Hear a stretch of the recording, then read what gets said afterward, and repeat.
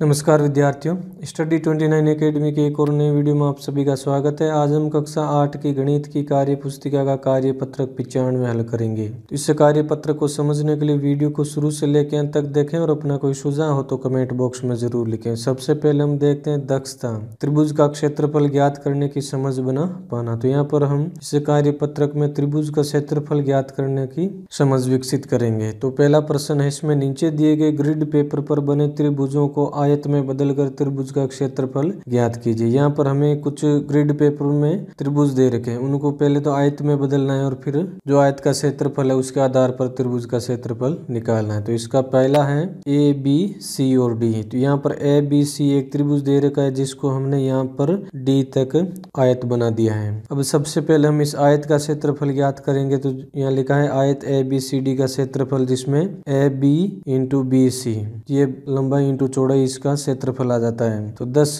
वर्ग इकाई तो है ये, ऐसे 10 है, ये टोटल 10। और बी सी ये इस तरफ वाले ये हैं 7। इनको जब हल किया तो ये आ गए 70 वर्ग इकाई। अब आयत का आधा त्रिभुज हो जाएगा, समकोण त्रिभुज है तो ये 1/2 इंटू आयत का क्षेत्रफल आ जाएगा। तो यहाँ पर इसने लिखा है त्रिभुज ए बी और सी, इसका जो क्षेत्रफल है उसके लिए 1/2 इंटू आयत का क्षेत्रफल बराबर इसने 1/2 और A B into B C. फिर इसने हल किया आगे, तो इसका हल आ गया 35 वर्ग इकाई। इसी प्रकार हम दूसरे को हल करेंगे। यहाँ पर हमें एक त्रिभुज दे रखा है, इसको जब हम आयत बनाएंगे तो ये यहाँ तक हो जाएगा ऐसे। इसको हम नाम दे देते हैं पी क्यू आर एस।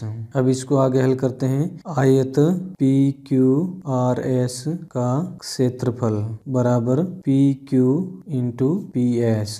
इस भुजा को और इस भुजा को हम गुणा कर लेंगे। पी क्यू में इकाई आ रही है हमारे पास 1 2 3 4 और 5 इंटू पी एस में इकाई आ रही है 1 2 3 4 और 5 6 5 इंटू 6 वर्ग इकाई। अब इनको आगे हल करेंगे तो 5 को 6 से गुणा किया 30 वर्ग इकाई। ये इस पूरे आयत का क्षेत्रफल आ जाएगा। अब इसके आधार पर हमें त्रिभुज का क्षेत्रफल ज्ञात करना है। तो यहाँ पर लिखेंगे त्रिभुज है हमारे पास पी क्यू एस का क्षेत्रफल बराबर 1/2 इंटू आयत का क्षेत्रफल बराबर 1/2 इंटू आयत का क्षेत्रफल ज्ञात करने के लिए हमने गुणा किया था P Q into P S को बराबर 1/2 इंटू आयत का क्षेत्रफल आया था हमारे पास 30 वर्ग इकाई। तो यहाँ पर लिख देंगे हम 30 वर्ग इकाई। अब 2 का भाग 30 में गया 15 बार, 15 को 1 से गुणा किया 15 वर्ग इकाई इस त्रिभुज का क्षेत्रफल आ जाएगा। ये जो त्रिभुज है इसका क्षेत्रफल आ जाएगा 15 वर्ग इकाई।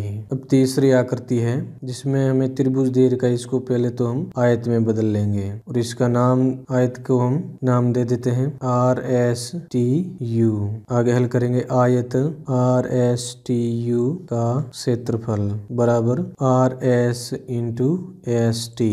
अब आर एस में इकाई आ रही है 1 2 3 4 और एस टी में आ रही है 1 2 3 4 5 6 7। तो लिख देंगे 4 इंटू 7 वर्ग इकाई। अब इनको आगे हल करते हैं 7 चौके 28 वर्ग इकाई इस पूरे आयत का क्षेत्रफल आएगा। अब इसके आधार पर हमें त्रिभुज का क्षेत्रफल निकालना है। तो यहाँ पर लिखेंगे त्रिभुज आर एस टी का क्षेत्रफल बराबर 1/2 इंटू आयत का क्षेत्रफल। अब इसको आगे हल करेंगे 1/2 इंटू आयत का क्षेत्रफल ज्ञात करने के लिए हम गुणा करते हैं R S into S T को बराबर 1/2 इंटू आयत का क्षेत्रफल आया था हमारे पास 28 वर्ग इकाई।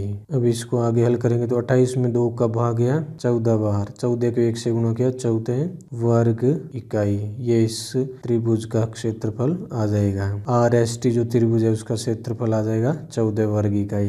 अब चौथे प्रश्न को हल करते हैं। इसमें सबसे पहले तो हम आयत बना लेंगे इसका और इसका नाम दे देंगे यू वी डब्ल्यू एक्स।